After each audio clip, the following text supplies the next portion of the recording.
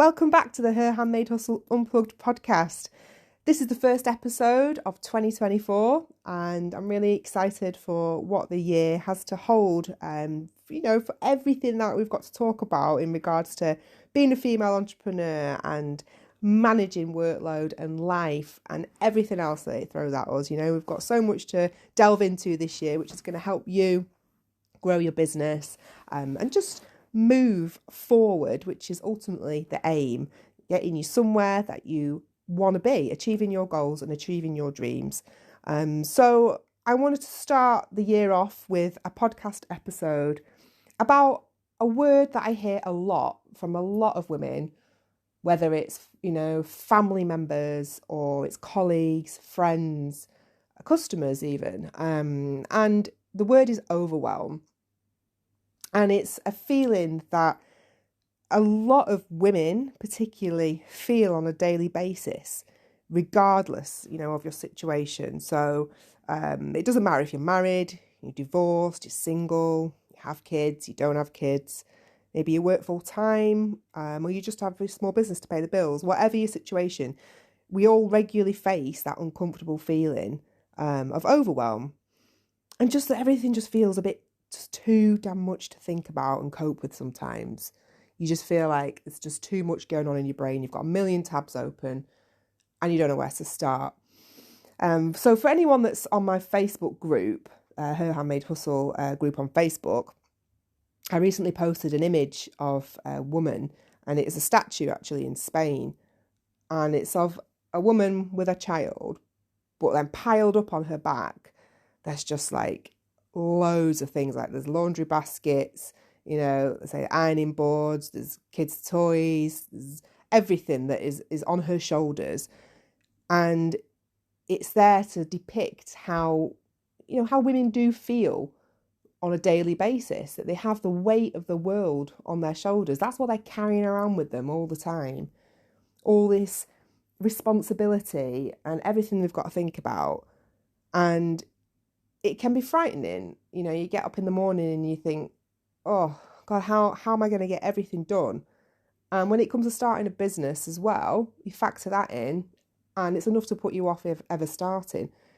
Sometimes I wake up and I just think, I can't. Like, I've had no sleep. I'm tired. I've got all this stuff to do in the house. And I've also got to turn my computer on and run a business. And it's difficult. But it's doable. And I wanted to talk about it today because I know it's something that is on a lot of women's minds when it comes to, have they got the capacity to run their own business when they've got so much other stuff going on in their lives.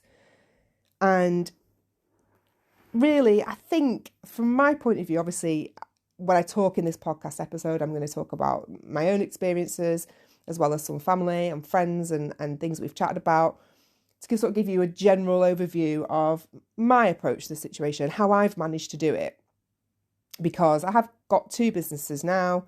I've got my stationery business and I've got my coaching business. And yeah, it's tough. It's tough because I've got a lot of other stuff going on, but so has everybody else. We've all got our own stuff to deal with in life. But I wanted to really use this episode just to tell you that it is possible and talk about the ways that we can manage this feeling of overwhelm so that we can still achieve our goals as women, people that, have put everything else on hold to help everybody else rather than ourselves. And actually, it's our turn now to put ourselves first. So we're going to delve right in and we're going to talk about overwhelm and how it can just take over your mind. Who lies awake at night with their mind racing? I am terrible for that at night time. I can be really tired sat watching TV at 9:30, 10 o'clock. My eyes are closing and I just want to go to bed. I just want to go to bed. And then I get in bed and I'm wide awake. And all of a sudden, all the thoughts start rushing in and all the worries and all the stresses and everything I've got to do the next day. And sometimes I actually get up, and I write things down and I've got a notepad next to my bed just to clear my head and get everything out of it. But we've got to try and slow those thought processes down and start prioritising so that we have got time to do things for us and to achieve our goals and so that we don't feel quite so overwhelmed. Because, you get to that point where you're so overwhelmed that you don't even bother doing it in the first place. It's just too much to even think about. And you throw in life and everything else we have to juggle alongside trying to make it as a successful entrepreneur, and it's just enough to make you run for the hills. Say some days you just say, I can't even do it. So I thought it'd be good to chat today about, how do we navigate this massive sea of responsibility that we as women deal with on a daily basis? We just get on with it, don't we? And how can we ensure that we don't push our own dreams and our own goals aside, and instead we learn how to run them alongside our responsibilities? So, whether you have young kids to care for alongside running your business, maybe you work full-time, you've got a part-time job just to keep up, to pay the bills while you're getting yourself established. Maybe you're a carer for a family member, so you've got very limited time and energy as well to put into your business, because that's a big part of it, isn't it? With Overwhelm, it's a lack of energy and how we feel. Whatever your commitments, is always going to be more of a challenge for us as women. And that's just a fact. A sad fact, because, it is. As women, sort of like the title of being a woman comes with a certain level of expectation, I feel, and assumptions from others, even if it's not intentional. Obviously, we're a lot more equal now than we've ever been, but there is still a massive gender gap when it comes to business and home and running everything all the time, being the person in charge. And we tend to shoulder a lot of the responsibility within our social circles. We're the first port of call for friends that are in need. Your female friends always come to us for advice and help, as we do to them. And thank God we've got them. Don't know what I'd do without mine. We put our family's needs way before our own. If you've got kids, you're married, your parents, if they're aging, all their needs come before ours. And we've got to remember everything that's happening in everyone's lives all the time. Birthdays, anniversaries, appointments, health checks. There's like a million things at school ask you to bring and do. Gosh, I've only got one child, and the amount of text messages that I get from the school, telling me what day we need to bring this in, what day I need to bring that in, when it's non-uniform day, when it's bring a bottle day. I can't remember them all. I've even bought myself a family planner now for the kitchen wall to try and remember everything, because it's too much, so God forbid if you've got more than one kid, how you do it. I don't know. And I generally, admittedly forget half the time. And before Christmas, I sent my little girl in on non-uniform day. And it was Christmas jumper day. That was it. And she was the only one not wearing a Christmas jumper because I forgot. It was just one of those things. And I felt awful about it. She didn't care.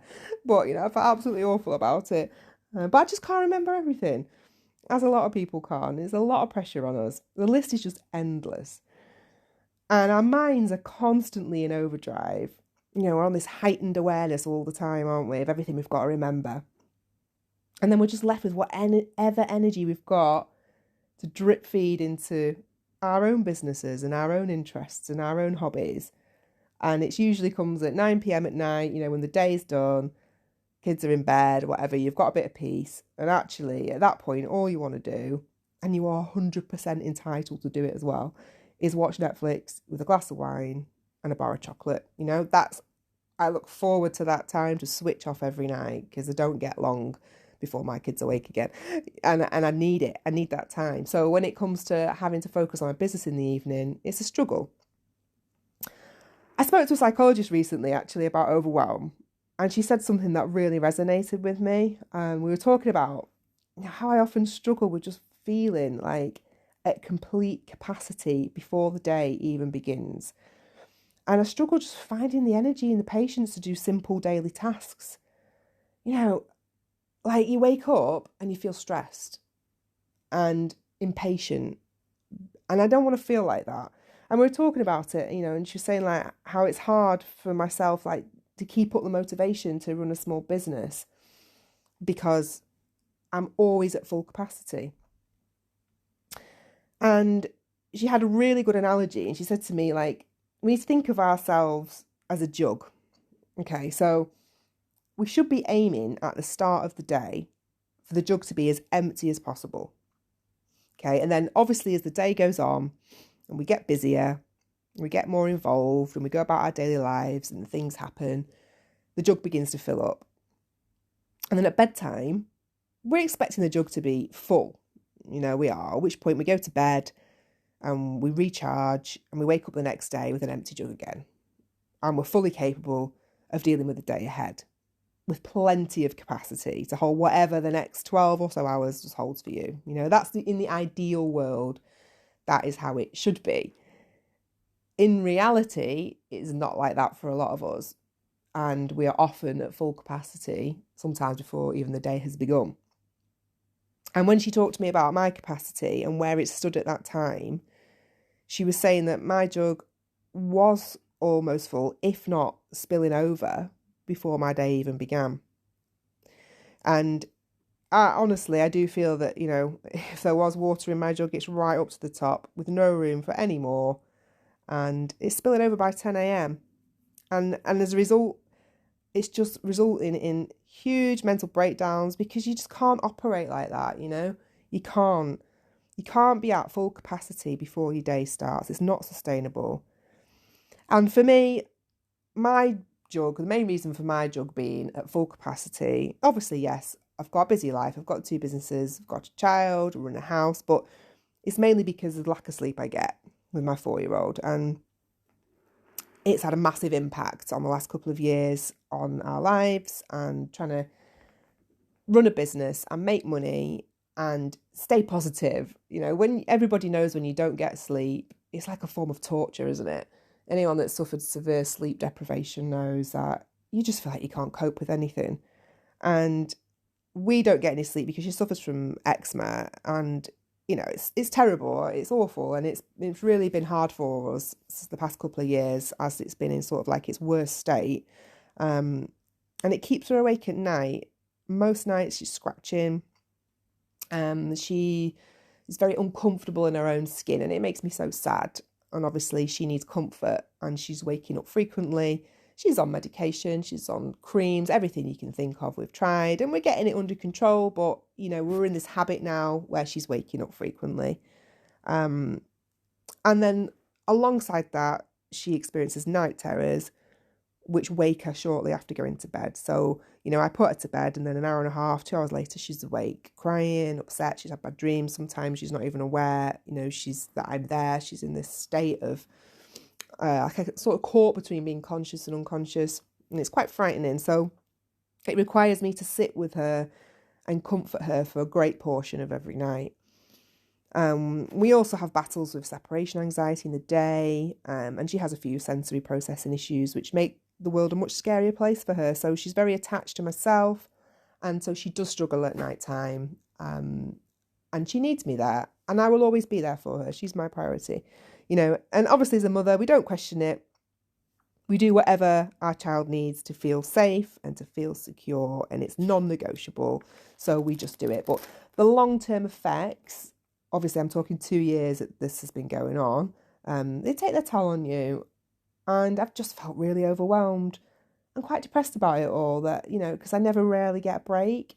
So when you're not sleeping well, as we know, it makes everything so much harder to deal with. So I'm waking up with this full jug in the morning, completely full, and everything that's just been poured into it overnight, all the stress, all the worry, no sleep. So it's even overflowing before I even start my day. Who can relate to that? I bet most of women listening to this are just nodding along, and you can at least resonate to some degree with this level of overwhelm, regardless of whether or not you've got children. Because like I said, we've all got something going on in our lives that is causing our jug to reach capacity much quicker than it should be. So how do we make sure that we have enough mental and physical capacity throughout the day to sustain running our own business alongside all the other stuff that is going on in our lives? Is it doable? Is it possible? And it is. It's a good question, but it is doable and it is possible. And there are a few ways that we can do this, and we can keep our jug's capacity at the right level so that we can give ourselves time and energy to do the things that we want to do, not the things that we have to do. Because if I let my day be ruled by everything I had to do, I would just be a machine, you know? I wouldn't do anything for myself, because a woman's list is never empty. It is endless. There is always jobs to be done. So unless you physically make that time to do what you want to do, you're going to live your life doing nothing for yourself. And that's not what I want. And I've come to realise that as probably in the last 2 or 3 years, really, that it's time now for me to make sure that I've carved out that time so that I can do exactly what I want to do and make it a priority.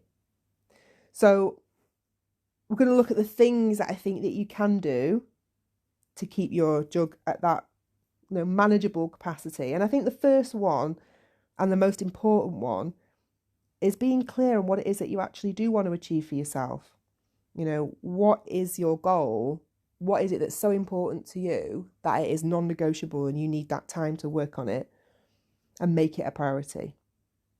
Or at least an equal priority to other stuff, because I know that, you know, children and aging parents and health, even if you're a carer, you know, all that sort of stuff takes priority and comes first. But you can still have time for yourself. You're entitled to it. It's your life. And you must. So, you know, say that your clear goal, the thing that you want to achieve, is that you want to grow your business this year and you want to make money and you want to make it into a viable business, you know, regular sales, not just a hobby anymore. You want to be able to survive on it, and that is your income. You don't want to work for anybody else anymore. You want to give up your full-time job or your part-time job and go it alone. That's your goal. So write it down and make it real, because committing to it is the first step. Because if you don't 100% want it, you won't do it. You know, it'll get pushed to the back, because all the other stuff that we were talking about, all the other priorities, they will just like sniff out the weakness in you, and they'll rush in and they'll take its place, and they'll take your time and they'll drain your energy. But if you're dedicated to your goal, whatever it may be, you know, you don't let it get demoted in favour of what seems to be more important. You know, you're more likely to make it happen if you're dedicated to it and you're committed.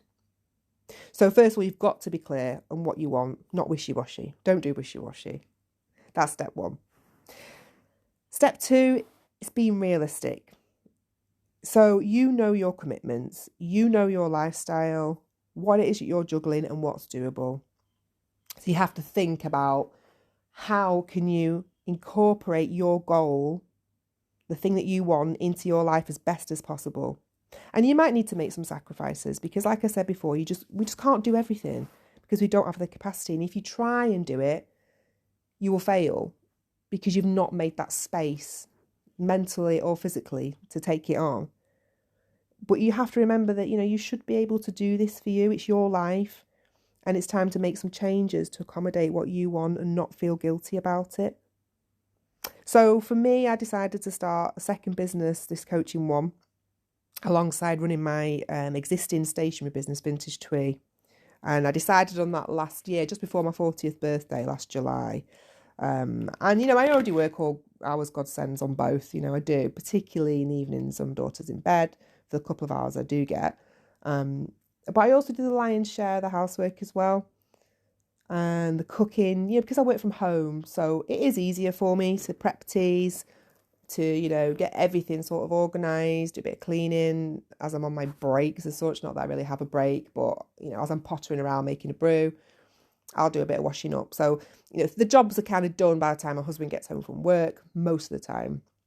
I'll never take out the recycling. I hate it. Like, it builds up so quickly. I don't know about anybody else, but there's only 3 of us in this house. And honestly, I am constantly at the recycle bins. It drives us both mad. So I've kind of given up doing the recycling. Bins are his thing. So everything else, you know, I do. I do the school runs as well.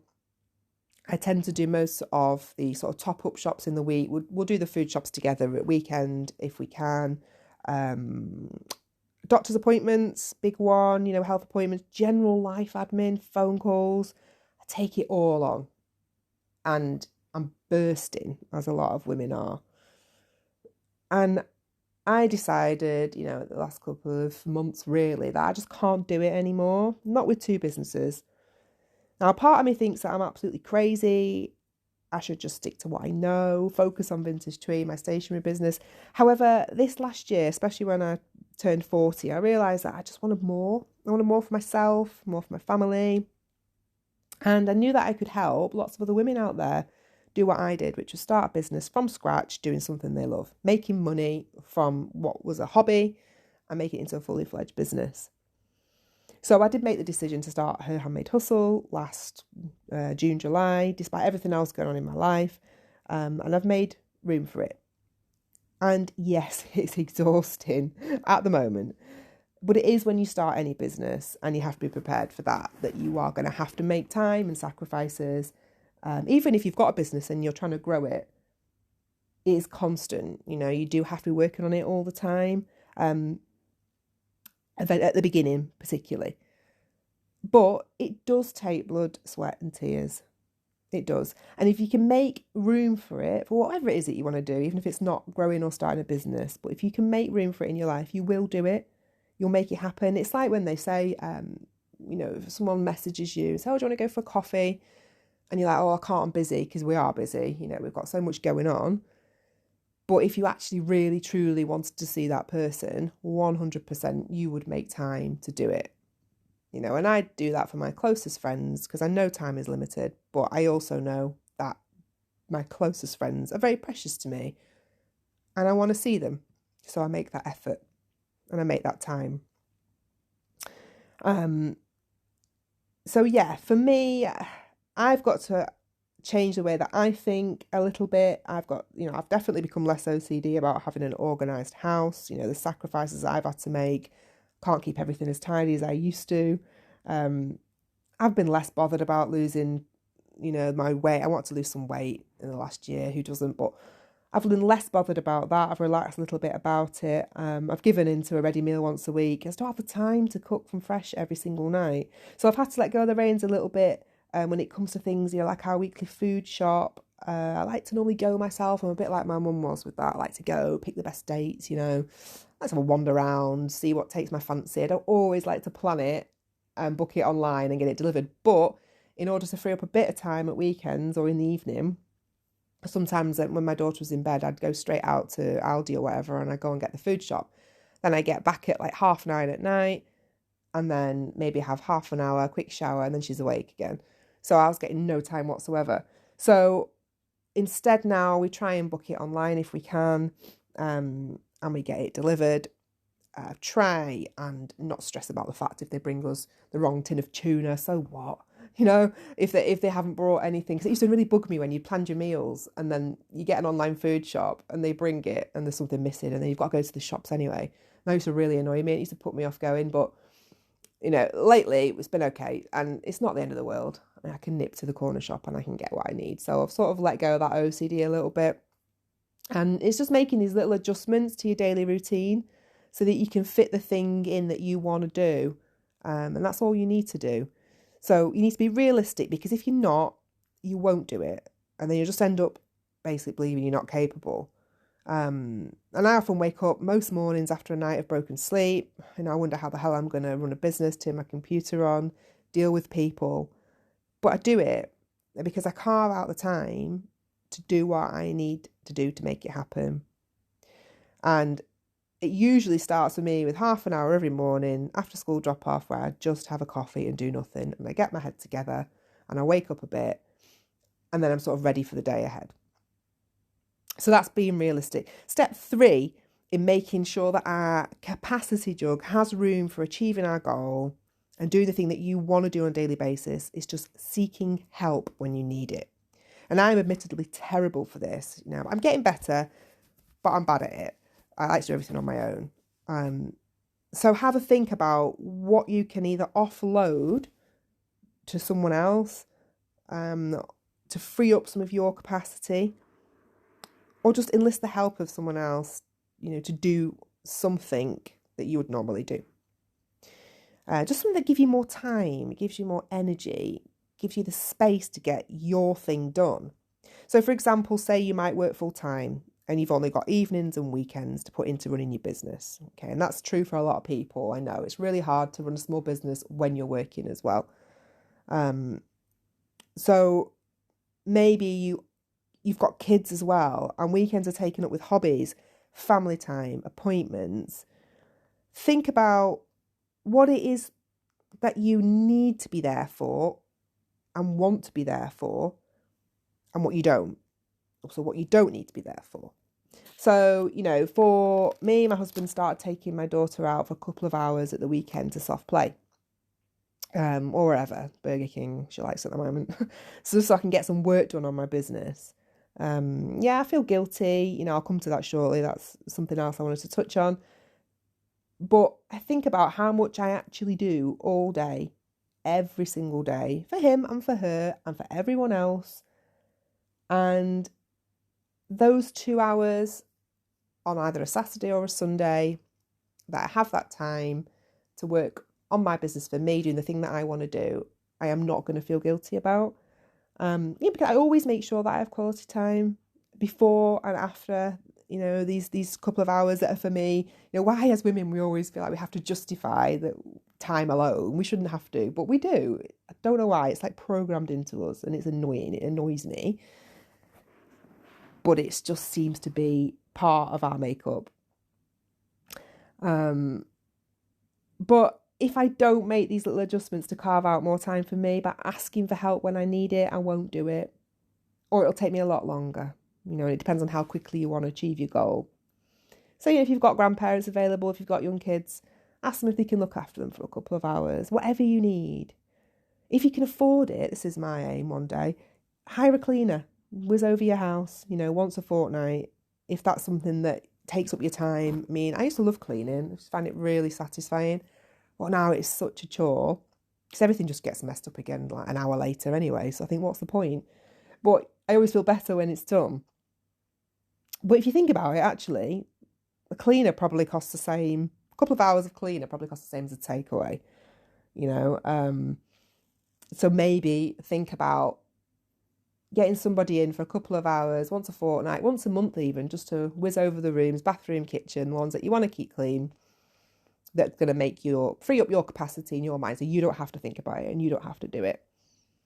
I've asked friends countless times to help me with like vintage twee orders that I'm struggling with because I've had no sleep. I've got orders due out and I'm stressed. I've got a really good friend who she passes the post office daily on her walk home from school. So if I've got orders ready, she'll whiz them in the post office for me, and that's a big help.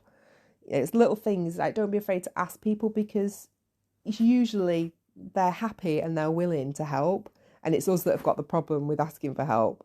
So I'm trying to change that a little bit, and I'm trying to be a bit bolder and say, you know what, that would make my life a little bit easier if you could help me. I'd be so grateful for it. I think, what have I done this week? I've asked my dad to make me some soup for the next few days because every spare hour that I've got when my daughter's at nursery, I am working. I don't look up, and sometimes I don't have time to eat, or I don't make time to eat, I should say. I probably have got time, but I don't make the time. So he makes me some soup, and that really helps me. I just stick it on the hob, it's done.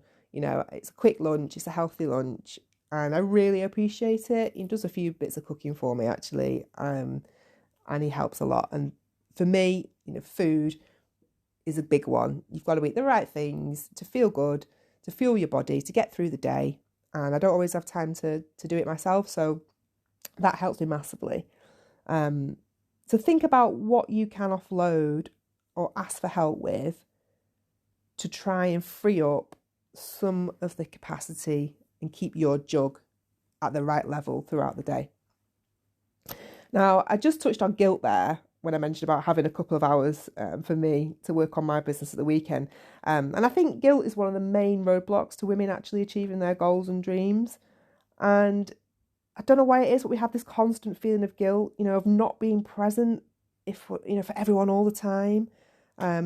We feel guilty about putting our own needs and desires first for a change. We feel selfish. Like, what's that about? Why do we feel selfish and think that we're a terrible wife or mother or daughter? because we just need a fraction of time to ourselves, like for ourselves, because we're human. And I'm not talking about going out and getting some time alone to wander around Tesco's and get the food shop. I'm talking about actual time to work on what it is you want to work on. You know, nothing to do with anybody else, that one thing for you. So whether it's a hobby, like I say, or you want to start a business, anything, we shouldn't feel selfish about wanting that.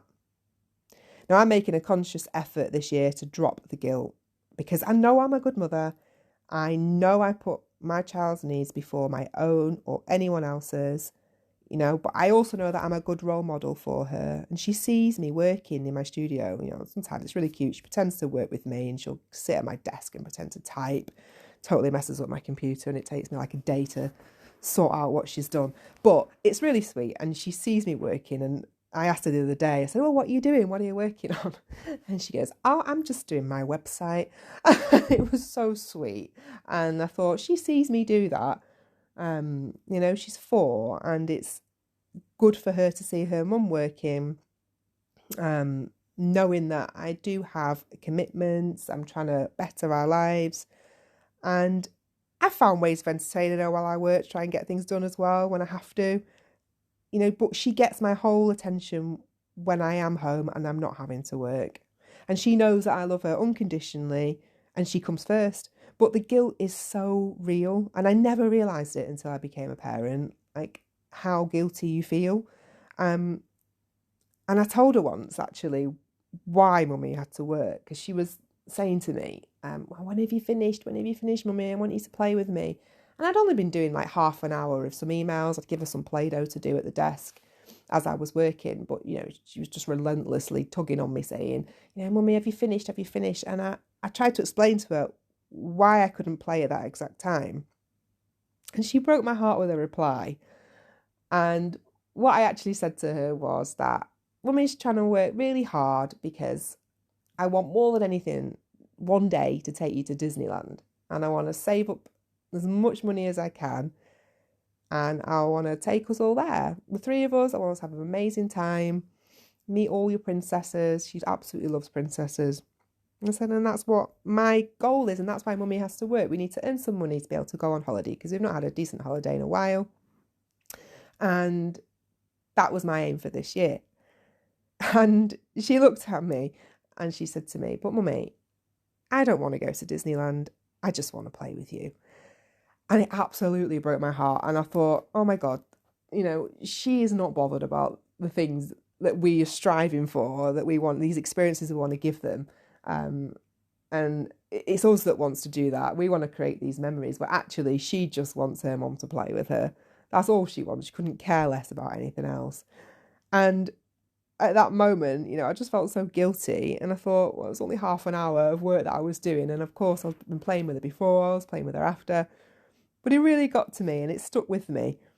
But this made me realise that we do need to drop this guilt, because everything that we do, whether it's for us or it's for other people, it comes from a place of love, and it's ultimately for the greater good. So whether it's to fund a holiday that you can't afford if you're working extra hours, or, you know, you're working hard starting a business,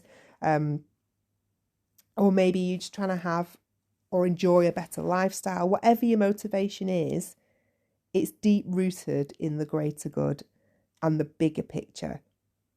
So when we feel this invasion of guilt creeping in, we've got to remind ourselves that we are not selfish, and we are in fact investing in ourselves and a lifestyle that we want, and one that we can thrive in to the benefit of everyone around us. You know, the reason I work for myself is so that I'm flexible, that I can take my daughter to school and pick her up, and if she's poorly, one phone call, I can drop everything, I'm there. You know, I can go and see her in her school plays. And that's why I do it. And that's why I'm determined to make it work, no matter what I do, even when I'm feeling unsure and I'm worried and I'm scared that I'm not making any money this month and nobody's interested in, and nobody wants to buy my things or invest in themselves. Like, I worry, but I keep pushing through it because my motivation is really strong. And people always say to me, how do you find the time? How do you find the time and not feel overwhelmed? Well, I do feel overwhelmed, but I do find the time. And I do that by dialing back on the things that I don't want to do anymore to make time for the things that I do want to do. So there's loads of things that I just used to do all the time, day to day. I think, oh God, I don't want to do that. Whether it was meeting certain people or going certain places, it took up my time. I just don't do it anymore. I focus on what it is I want to do. So I've got that time freed up and that capacity to focus on my goals. So one more thing I did want to touch on in regards to overwhelm, and it's about managing like the 101 tasks that you face with daily when you run your own business. And I particularly find the word overwhelm is associated with social media, especially when I talk to new business owners just starting out. So I wanted to quickly just chat about this feeling of overwhelm and that social media has kind of created, especially in new business owners. Because when I started Vintage Twee, the stationery business, the social media scene was much simpler to navigate.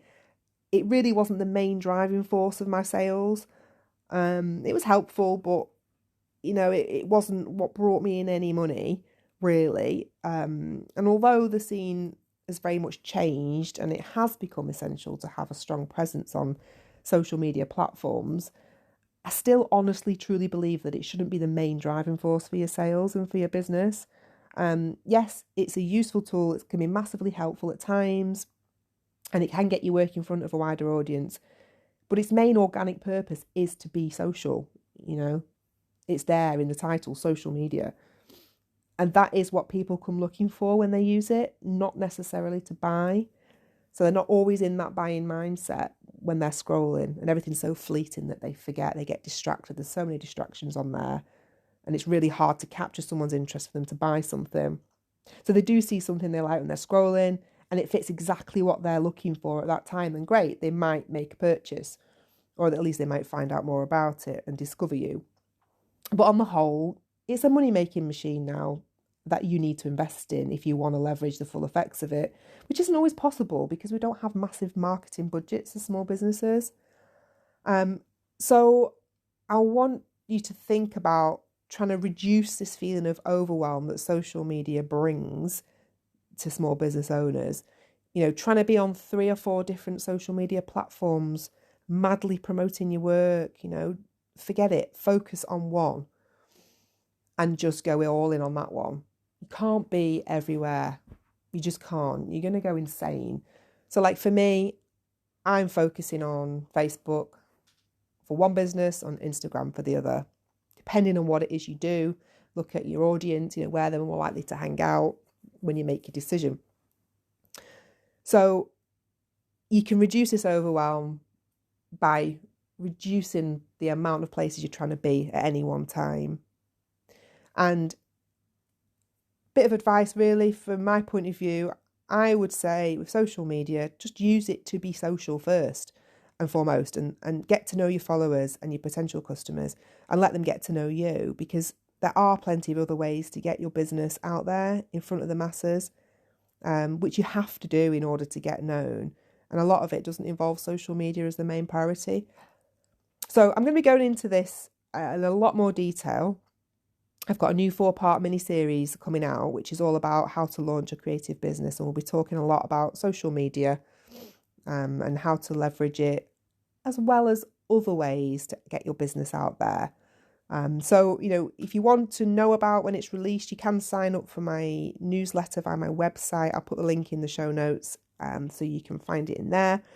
But there's also going to be a workbook to accompany the series, which will be available as soon as the podcast episodes go live. And this is aimed at everyone wanting some extra help and some extra resources to really get down to the nitty-gritty and get their business off to a flying start. So it's going to be focused on the 4 main things, the topics that we're going to be talking about in this mini-series, all key elements of how to launch a creative business. And it's going to be really focused on what you need to be clear on in order to make your business work and do it right. And it's all downloadable, which is great, so you can access it whenever you want, work through it at your own pace. And in this particular podcast series, I'm going to be having a whole episode on accessing your audience both offline and online. So we're looking at ways of getting seen outside of just social media. And I'll be sharing ways that I did it when I started my business, and I still do it now. And the accompanying workbook's also going to have some actual templates and tasks that you can use to help you get noticed, rather than just relying on social media to deliver. Because the reality is, on its own, it's unlikely that you're going to absolutely go viral and massive and everyone's going to discover you on there without anything else. Like, you have to do other stuff to get yourself noticed, and people forget about that, like going back to basics when you start a business, and they become very overwhelmed with social media and think that that's all it is. Well, it's not. There's so much more to do that can help you get established. So try not to feel overwhelmed with social media. That's what I'm trying to say. Being present on a million different platforms all at once, because it's not humanly possible. So instead, we're going to look at other ways that you can generate business and you can have a presence. And that's what I'm going to help you with over the course of this new podcast series, which will be out next month.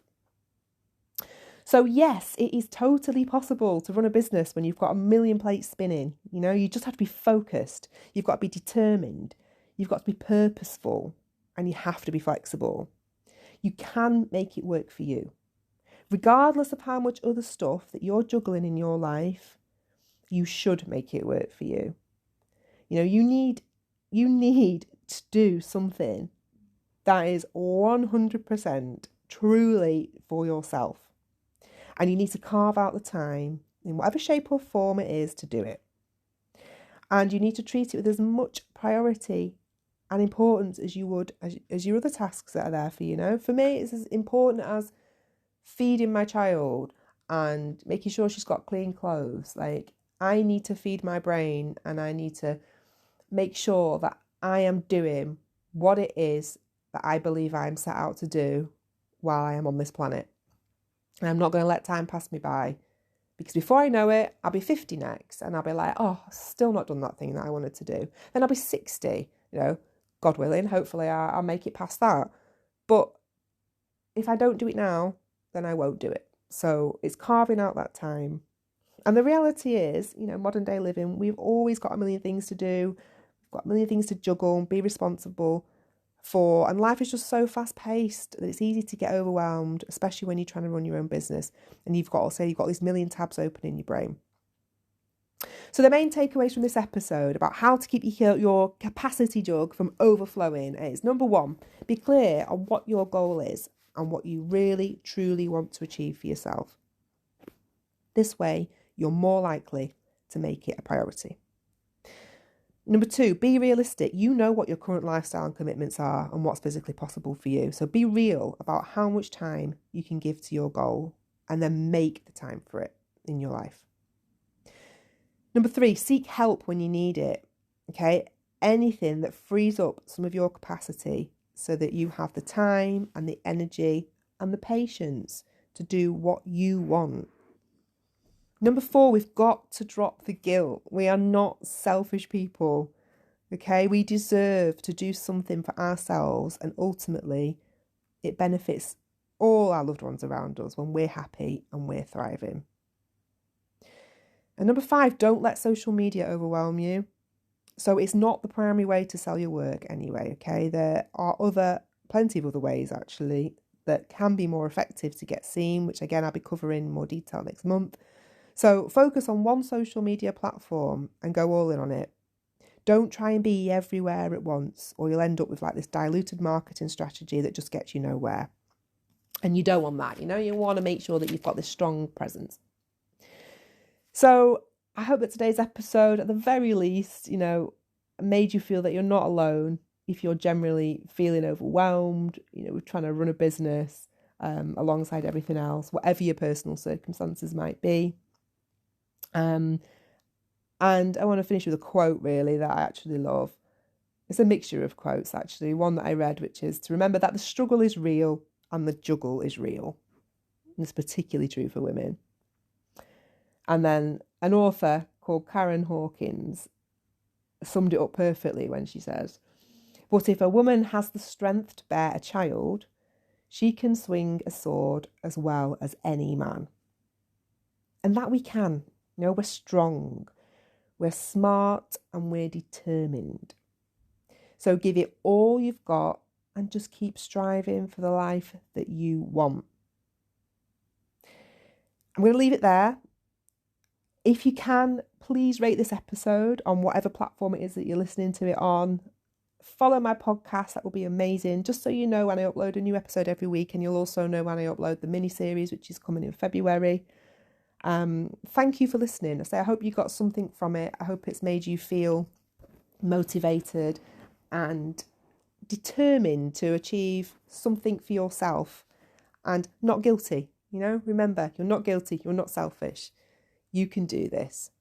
Thank you for listening and have a fabulous rest of the day or night, whatever it is that you're up to. I'll see you next time.